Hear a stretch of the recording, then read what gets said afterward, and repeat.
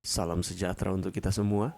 Pelajaran Sekolah Sahabat dengan tema utama mengelola bagi sang guru sampai dia datang.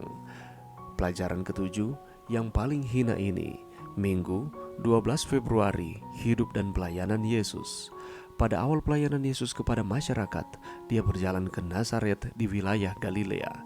Ini adalah kampung halamannya dan penduduk setempat telah mendengar pekerjaannya dan mujizat-mujizatnya. Sebagaimana kebiasaannya, Yesus menghadiri pelayanan Sabat di sinagog.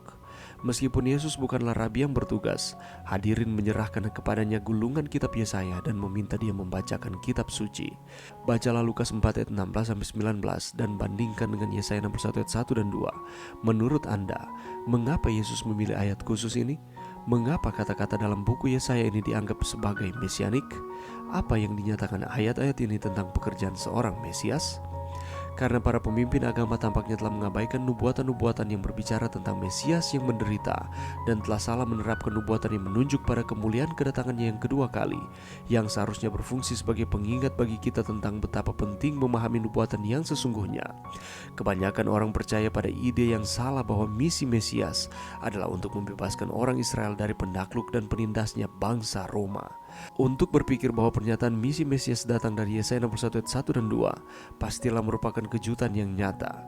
Orang-orang miskin biasanya dipandang hina oleh para pejabat yang tidak bermoral seperti para pemungut pajak, para pebisnis, dan bahkan tetangga mereka sendiri. Secara umum dianggap bahwa kemiskinan adalah kutukan Allah dan kondisi mereka yang malang itu haruslah karena kesalahan mereka sendiri. Dengan pola pikir ini, sedikit orang yang peduli kepada orang miskin dan penderitaan bagi mereka yang bernasib buruk. Tetapi kasih Yesus untuk orang-orang miskin adalah satu dari bukti terbesar kemesiasannya yang tampak melalui bagaimana Yesus menjawab pertanyaan Yohanes Pembaptis mengenai dia sebagai Mesias.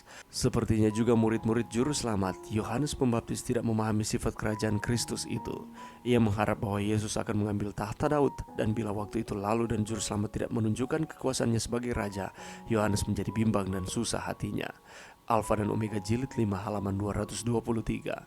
Ibadah yang murni dan yang tak bercacat di hadapan Allah, Bapa kita, ialah mengunjungi yatim piatu dan janda-janda dalam kesusahan mereka dan menjaga supaya dirinya sendiri tidak dicemarkan oleh dunia. Bagaimanakah seharusnya ayat ini menolong kita menetapkan prioritas-prioritas ibadah kita? Pelajaran yang bisa kita dapatkan pada saat ini. Ketika Yesus Kristus datang ke dunia ini, Dia tidak hanya datang sebagai penebus, tetapi juga sebagai pelayan. Dia melayani dan menghibur orang-orang yang sakit di dalam penderitaan mereka. Dia menyembuhkan tubuh sekaligus jiwa yang sakit, dan jamahannya berdampak hingga hidup yang kekal. Apakah yang bisa kita pelajari dari Tuhan kita, sang teladan utama dalam melayani orang lain? Di sana dinyatakan bahwa orang-orang miskin biasanya dipandang hina oleh para pejabat yang tidak bermoral seperti para pemungut pajak, para pebisnis, dan bahkan tetangga mereka sendiri.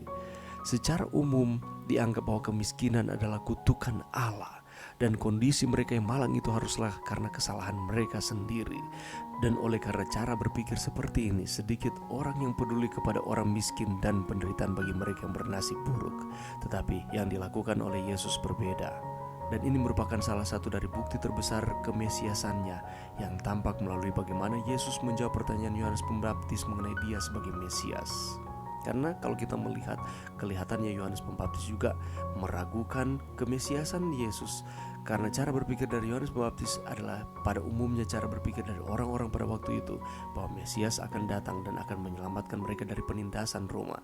Tetapi Yesus datang dengan cara yang berbeda. Itulah sebabnya Yesus berkata orang lumpuh berjalan, orang buta melihat. Dengan kata lain, Yesus memperhatikan orang-orang yang seperti ini di dalam kehidupan dan pelayanan Yesus ketika dia ada di dunia ini. Ibadah yang murni dan yang tak bercacat di hadapan Allah ialah mengunjungi yatim piatu dan janda-janda dalam kesusahan mereka. Apakah tujuannya kita beribadah kepada Tuhan? Implementasi dari ibadah yang benar ialah dengan kita memperhatikan satu dengan yang lain. Sudahkah kita memperhatikan satu dengan yang lain, teristimewa bagi mereka yang membutuhkan pertolongan kita?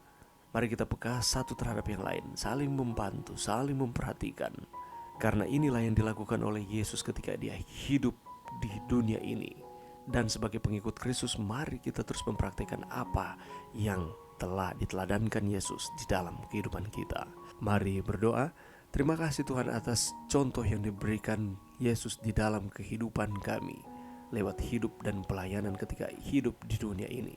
Bantu kami Tuhan, untuk kami saling memperhatikan satu dengan yang lain. Ini doa kami di dalam nama Yesus. Amin.